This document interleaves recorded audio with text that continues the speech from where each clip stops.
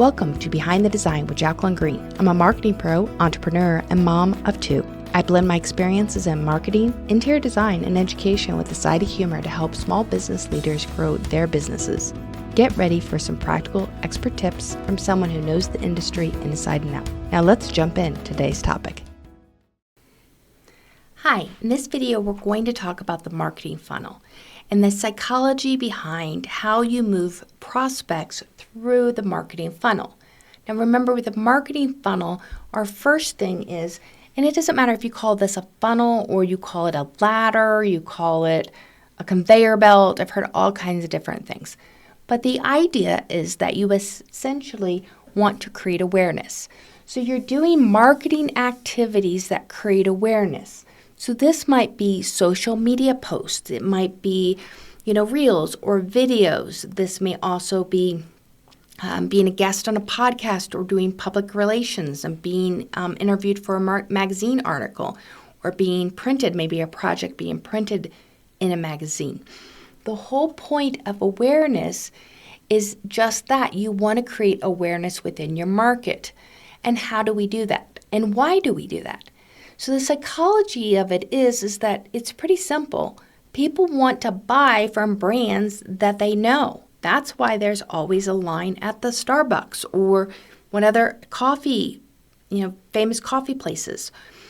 When you go into a store, you see brands all the time. Your eyes are drawn to those brands because of the awareness of those brands. A lot of that comes from just repeat over and over and over. You've seen that brand repeatedly. You can recognize the colors. You can recognize the logo. You can recognize the script or the font that they're using. This is because they have repeatedly talked to you and thrown their brand at you.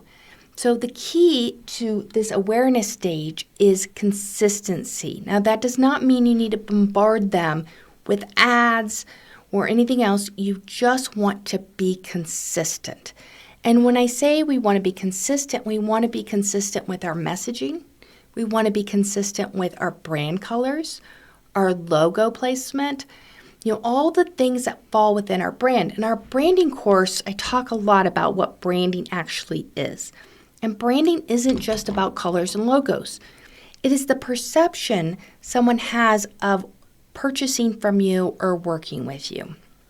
And so it's really important that we are consistent in building that awareness, especially with all the clutter out there. Now, how do we do that? What strategies can we use to create that awareness? The first one is storytelling. Your brain is wired to hear a story. That's why you see so many hooks or headlines that kind of grab your attention. And have you read those headlines? This drives me crazy. You read the headline, you're like, what is that? And then you read the story and it has nothing to do with the headline. Well, clickbait, they do that to you on purpose. They're trying to get you in because as your brain, the psychology behind your brain is you want to know the story. You want to know the why behind it. That's why true crime is so important or so popular now. It's because it's really about the story. People want to know the why behind that. So one way we build this awareness is by telling stories. Now, they can't just be any random story. They have to be a story in which you're helping your ideal client solve a problem. And it's really important. And this cannot be a conjured up problem. You really need to understand your audience and understand what they are struggling with today. What is that pain that is going to drive them from awareness to consideration to acquisition? So what's going to drive them to purchase? You have to understand that pain point.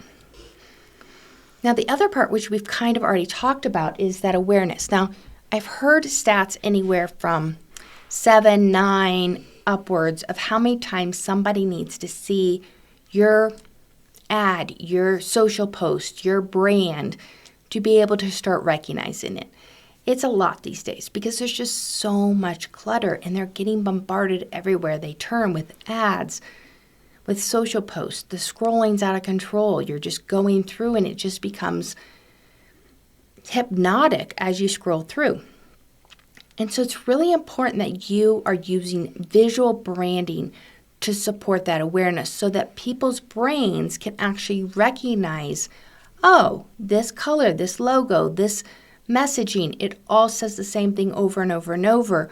That will help with that consistency part, and that will help them retain that information. Now, the next strategy in trying to create awareness for your products or service is by partnering with someone who already talks to your audience, who already has that audience within their own audience. Now, that doesn't mean you need to go to a competitor and say, hey, let's do something together. It might be a manufacturer, it might be a vendor that you work with that you're offering something together. It might be an influencer, a podcaster, somebody who is also talking to your same audience that you want to build awareness is a great opportunity. Now, a lot of times, though, it's kind of a pay to play. So you kind of look for different opportunities and identify, okay, which ones are free and which ones are pay to play. Affiliate market is actually kind of an example of that. Affiliate marketing is where you have an audience and you're promoting another service or product into your market, and as people purchase that product, you get a little kickback. I know the word kickback's bad, but you get a little percentage back. And so the same thing goes for you building awareness within your market. Now, the next strategy is interrupting the flow. What visually can you share that would interrupt the flow? What message can you throw out there that would interrupt somebody listening to something and all of a sudden they peek up and go, wait a minute, what was that? Let me back that up. I need to hear that. Or hold on, what was that post? What are they talking about? When we interrupt. So even though we talk about consistency in our visual, sometimes a headline can do that. Sometimes it's some kind of message that can grab their attention or some weird picture.